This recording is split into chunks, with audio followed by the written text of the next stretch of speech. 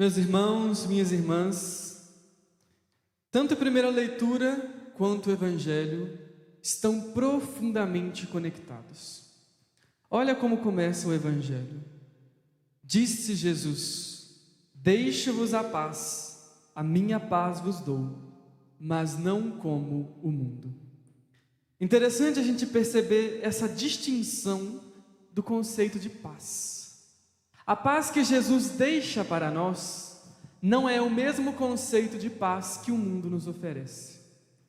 A paz de Jesus é uma paz diferente da paz que gera conformidade e sossego. Às vezes, quando a gente pensa em paz, eu queria tanto ter paz, a gente se confunde com sossego. Às vezes o que a gente queria mesmo era ter sossego, ficar quietinho assim, eu queria tanto ter paz, poder ter minhas coisas, meu canto, ter um fim de semana que eu posso ir para uma roça, ficar quietinho, fugir dessa correria toda. A gente pensa que a paz de Deus é essa quando Ele diz, mas não, isso é um sossego, que aliás é muito bom e faz bem para todo mundo. Mas a paz que Deus nos diz é uma paz que ela é inconformada com a injustiça. E aí a prova disso está na primeira leitura de hoje, que é dos Atos dos Apóstolos, em que nós vemos a figura de Paulo. Vamos só fazer uma reprise. Nesse fim de semana, a liturgia do domingo, que foi da vinha, da videira, a primeira leitura também era do Atos dos Apóstolos, e nós vemos Paulo tentando entrar no grupo dos discípulos, porém os discípulos estavam muito preocupados. Por quê? Porque antes de Paulo ser Paulo, ele era Saulo. E Saulo, ele era perseguidor dos cristãos. Perseguia, prendia, matava, torturava. E aí ele se converte. E aí ele faz esse processo de caminhar em direção à comunidade de fé. E aí a gente veio, nesse último fim de semana, que os discípulos estavam com medo.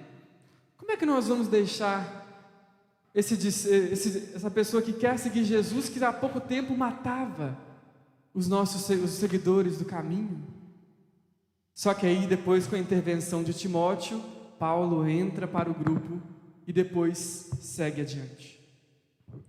Interessante a gente perceber esse caminho de Paulo para ver em que ponto da vida ele está nesse momento.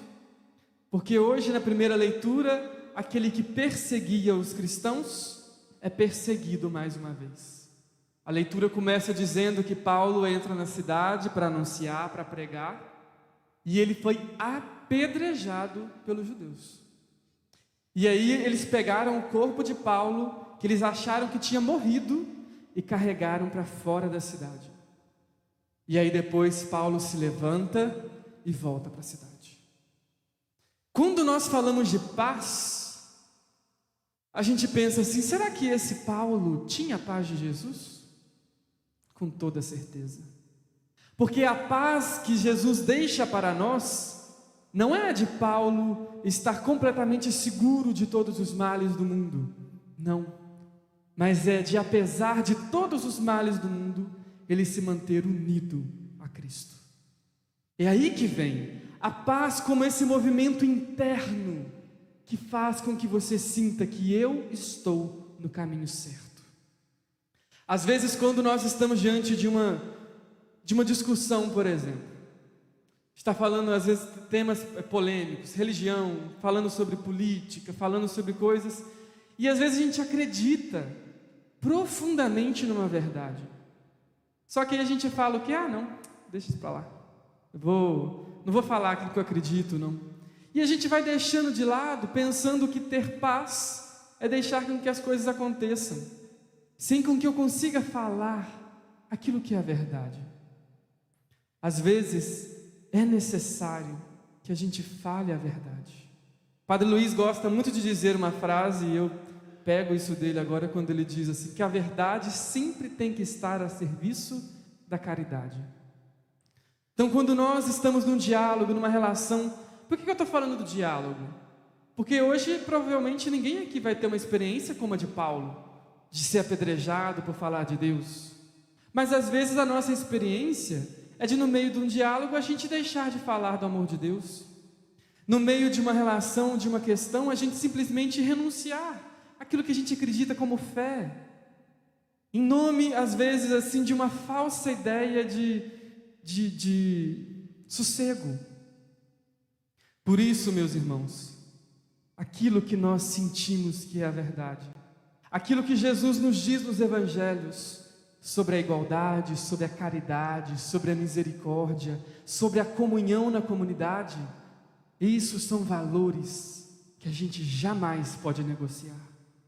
A gente jamais pode se defrontar com uma situação de preconceito, de injustiça, de corrupção e se silenciar.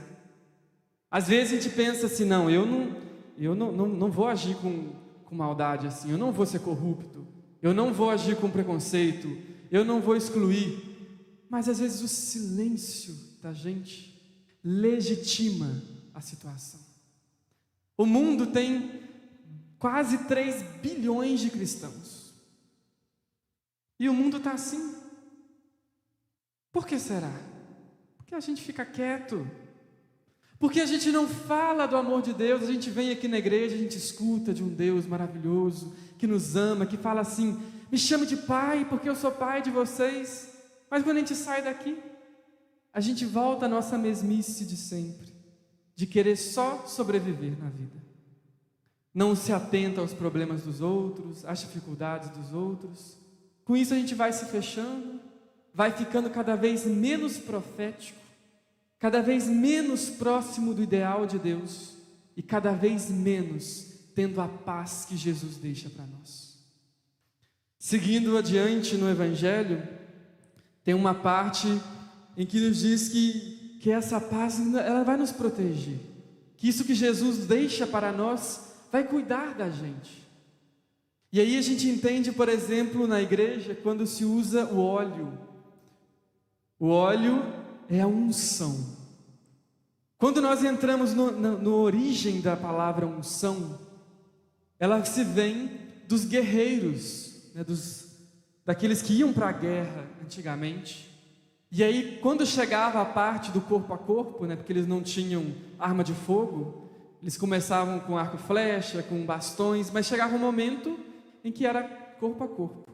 Então eles iam para a guerra ungidos de óleo, para que quando eles se deparassem com o inimigo não conseguisse segurar ele. Daí vem a unção. A unção do cristão é a medida em que nós conseguimos nos aproximar de Deus, nós vamos cada vez mais sendo ungidos com óleo que nos aproxima dele e nos impede de ser pegos pelo mal. Quando a tentação, quando o mal vem para pegar aquele cristão que tem a unção, e quando eu falo unção não é uma coisa mirabolante, fora da realidade, não. A unção como aquilo que tem a ver com uma oração contínua, que tem a ver com uma vida de discernimento, que tem a ver com uma vida de estudo da palavra de Deus, para que quando a gente se deparar com a tentação, se deparar com um problema, a gente saiba discernir. Aí que está a unção do cristão. Que quando a gente consegue discernir profundamente o bom do ruim, o certo do errado, o mal daquilo que é um bem, aí sim não há mal no mundo que consiga nos segurar. Porque aquele óleo que está sobre nós do conhecimento, da fé e da força, não nos deixa ser pegos. Então, meus irmãos, olhando para tudo isso, olhando para o Evangelho, para essa primeira leitura, os Atos dos Apóstolos, que é, com certeza, depois dos Evangelhos, um dos momentos das leituras mais fortes da Palavra de Deus, que a gente se deixe interpelar por isso, se deixe ser incomodado. Olhe para a figura de Paulo e pense assim, o que eu faço enquanto cristão perto do que esse cara fez? O que eu posso fazer de melhor?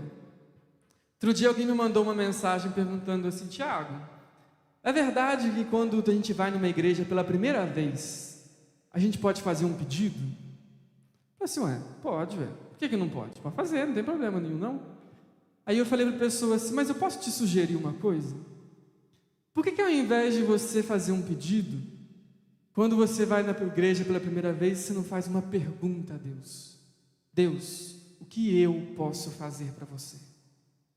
Que às vezes a gente fica tão preso nessa pedagogia assim de pedir, e esquece da nossa parte da missão. Pergunte a Deus, Deus, o que eu posso fazer para você? Para você, por você e em você. Nesse momento que nós estamos vivendo, não é um momento fácil para ninguém. É um momento difícil em vários níveis diferentes. E que fique para nós essa força que Paulo teve na adversidade.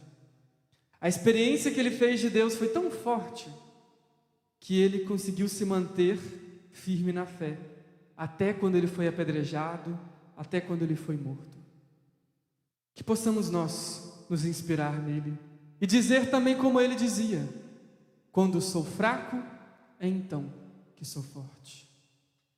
Tem um mantrazinho, um refrãozinho que eu compus há um tempo atrás, que diz assim: pelos caminhos tu és o meu norte, pois quando sou fraco é então que sou forte. Vocês querem cantar comigo? Pelos caminhos tu és o meu norte, pois quando sou fraco é então que sou forte.